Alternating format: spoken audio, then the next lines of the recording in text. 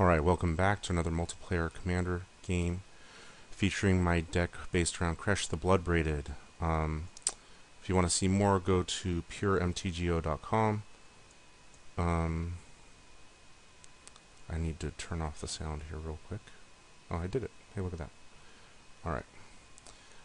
And if you want the deck list, go to Conqueror and Commander, and you will see the full-on Kresh the Bloodbraided list. My opponents in this game are Wart, obviously Goblin Tribal, Jared, Golgari Lichlord, which can be a variety of different Golgari themes. I mean, it can be like fat creatures, it can just be like attrition, and then Jorkadine, which is usually red-white aggro with a lot of artifacts. My opening hand has 3 lands with Demonic Tutor and Regrowth, so I figure it's a keep for me. First turn Soul Ring for Jared, and then a Soul Warden for the Jorkadine player, which makes me think that he's going to be running tokens. Bronze coming out. Cloud Post is an interesting card. I'm not sure if I'd really play it a ton without a lot of without being in a green sort of like tutor deck or land tutor deck.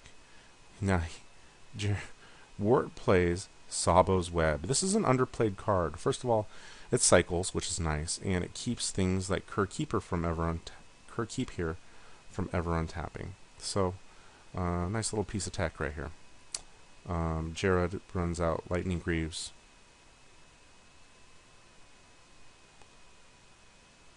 And he's using fetch lands, even if it is just Evolving Wilds, so I suspect that he's going to be running Life from the Loam. Paladin Invec kind of hurts me, unless I got Trample or something like that. It's pretty annoying just because the 2 protection abilities shut down a good chunk of my deck. Bogart Shenanigans. Goblin Tribal card. Gleancrawler. Greencrawler, I love this guy, Gleancrawler. You know, he's underused. He could be a guy that, you know, if you sacrifice things, you know, they can keep coming back to your hand. It's been a long time since I've seen Gleancrawler played, but he's going after Jorkadine, and I think Gleancrawler should definitely be played more. I love that guy. Look at him. Michiko Konda. I love Michiko too. These are like some solid cards that we're seeing here. Now, my game plan at this point is really just to sit back and do nothing. I don't really want to tutor for anything until things start getting really out of hand. Nobody's hit me yet. I'm not making any friends or enemies or anything like that. It's interesting that Wart's playing with Rogue's Passage because Sabo's Web is going to really hurt it. So I'm not really going to do anything until I really need to. This is more relaxed, laid back kind of deck. Red Sun Zenith takes care of Michiko Konda. Harvester of Souls. Just a solid card, especially in a Jared deck. Now I finally get my first punch right here from Harvester. See, he realizes that Gleancrawler is awesome, so he makes sure to keep the Greaves on it at all times. I figure I can take another hit or 2. Act of Treason. Doesn't really do anything besides hit Jared for 5. I draw Hunting Wilds. I go ahead and search up a couple forests. So I'm sitting pretty right now. Tormod's Crypt. It's kind of annoying because I've got Regrowth on my hand, but I'm hoping that he hits the Jared player. The Greaves just means that he's just gonna keep hitting people. I get hit by the Harvester again. Harvester plus the Graveshell Scarab is actually a nice little combo. That's extra card draw. There's the first artifact from Jared. There's the second artifact. And he's just going to sit back on the defense and keep using the Paladin. I'm going to throw the Simulacrum out. Oh no, I tutor for something. What do I tutor? Oh, Damnation. Because things are out of control. There are just too many creatures out there, especially from Jared. And unfortunately this is going to refill his hand because he does have Harvester of Souls. Plus, I just wanted to get rid of the Paladin. Jorkadine's been hit a couple times. He's down to 20 already. Look at that. So Jared goes from 2 cards in hand to just a bunch. like 7 or 8. And then I regrow my Demonic Tutor. Oh, Tormod's Crypt takes out Jared's graveyard, which is nice. And then I regrowth my Demonic Tutor so that I have extra choices later on. Warp plays her commander, and then Ghost quarters her own Rogue's Passage so that she can have another swamp. Woodfall Primus takes out the shenanigans, which in retrospect isn't the best. And he hits me with Woodfall Primus. Isn't the best idea because shenanigans can just be drawn or returned to hand by a wart. But you know what? Whatever. Swift Boot Boots is probably a better play, but here comes Godo to bring the third one. It's Whisper Silk Cloak. So now he has Metalcraft. I play Solemn Simulacrum and I deadbore Godo because I just don't want him running around wrecking shop.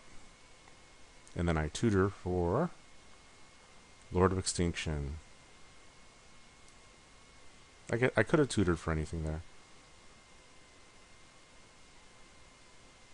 Night Dealings is a fun little card that I need to play once because I don't think I've ever used it yet.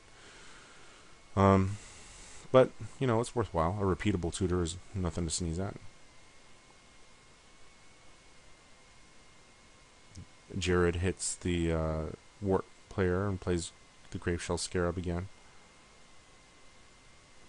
Jorkadine comes out to play. He's big first striker with haste and goes after Jared. Kind of useless because he has the blocker with the Scarab. I played a Lord of Extinction just to make sure that nobody attacks me.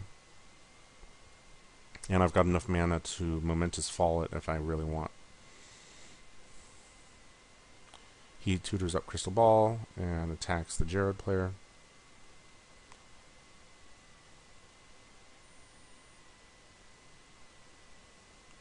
So everybody else is kind of like going in other directions because... Oh, hey, look at Shieldred. Shieldred's she could definitely be in this Kresh deck. I just, you know, I didn't want to deal with it. It just felt a little abusive. And that's, you know, that's a highly arbitrarily, like, just how I didn't want to use the card. So, but it could definitely be in here. So, Journey to Nowhere hits the Woodfall Primus. Luckily, I've got Solemn Simulacrum here to sacrifice to Shieldred. And I draw Coco Show and Dragon Master Outcast. So I play Kresh. I attack Jared, and he blocks. I'm a little surprised by that, but whatever. And it makes Kresh big. Everybody likes a big Kresh. Crystal Ball comes out. The Warp player is kind of mana screwed. She hasn't been hitting land drops. Doomed Necromancer with Lightning Greaves means that Shieldred's going to come back. So I have kind of a conundrum here, which is essentially, you know, I could Momentous Fall my Lord of Extinction and draw a crap ton of cards, but then I lose the other creature, or my Kresh during the Shieldred's upkeep. Same with each side. So what do I decide to do? Well, Jorkadine has a turn first. My bad. He does nothing. I sacrificed Lord of Extinction to make Kresh really big. I'm hoping to draw something that would make him tough to block, but I don't. So I attack Jared again, and Shieldred blocks again. And Kresh gets even bigger, 34-34. I play Coco Show. The hope is that if there's another sacrifice causer like Shieldred, I could just sacrifice Coco Show. Bunch of goblins. Jared gets hit again. He's only at 24. I mean, he's at 24, so there's nothing for him to really worry about right now. Scarab comes out. He tries to animate dead Paladin and Vec, and the animate dead falls off, and he loses the creature, and then he concedes. He basically concedes, and he says later on, you know, right afterwards, he's like, "There's no way he could stop Kresh." But, you know, with the Graveshell Scarab, he could basically, if he wanted to, just keep redredging it until either I draw an answer or somebody else wipes the board. But he conceded because he thought he was in a no-win situation. Jorkadeen comes out to play. Puts the boots on. I play a land. I'm going to do Stalking Vengeance first and then Momentous Fall. Kokusho after they attack people. Oh, I didn't do it just yet. I wanted to wait and see what happens. What the Wart player does. Bogart Shenanigans comes back out. Thawing Glaciers, Mad Ante. I get attacked by a Wart. Jorkadeen comes out. Please. Okay, actually, this is a nice little one. He basically comes up with two little answers. The first is Bonds of Faith, which basically keeps Kokusho from attacking anymore. And he's got Gideon's Lawkeeper. And what he should have done was put the boots on the Lawkeeper so that it would tap down my Kresh next turn. But he forgot to. It doesn't really matter because what I end up doing is Momentous Falling my Kokusho, which drains everybody of some life, gains me some back. And I hit somebody, I don't remember who with... Oh, I hit Wart. I draw some cards, but nothing major. So I attack some people. I've got Sneak Attack, which I play. And then my plan is to... and this is just me being tired. Oh, Mizium Mortars takes out my... He reverberates it to make sure that my Stalking Vengeance dies. It just makes my Kresh really big. But my plan is to Noxious Revival my Momentous Fall, and then Momentous Fall Kresh, and then hopefully draw into some fat, and then be able to sneak attack a bunch of stuff out there. That's the plan, at least.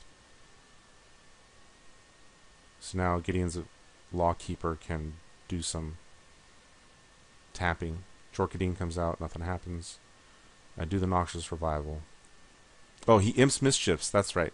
So he imps Mischief, but like he gives me Regrowth, which is kind of a mistake because he could have done Hunting Wilds or given me a fetch land or something like that. I mean, yeah, the fetch land's probably the best call. But, you know, it basically makes things a little slower for me, but I'm able to Regrowth for the Momentous Fall. Gideon's Avenger taps Kresh, but it doesn't matter. I Momentous Fall Kresh. I draw half my deck, more than half my deck. I've only got 19 cards left in my deck after this. I put Runescarred Demon into play, and I don't even remember what I tutor up. Multani, probably.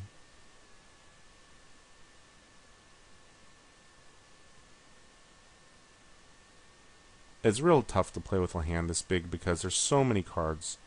And you just got to go back and forth, and sometimes you misclick things. I remember because I wanted to be able to fling Multani at somebody if I really needed to. And then the Wart player concedes. I've got Hellkite Overlord out there. And I've got enough out there to basically take him out. So yeah, sometimes you don't need Kresh, but it is fun to have a really big one. And there we go.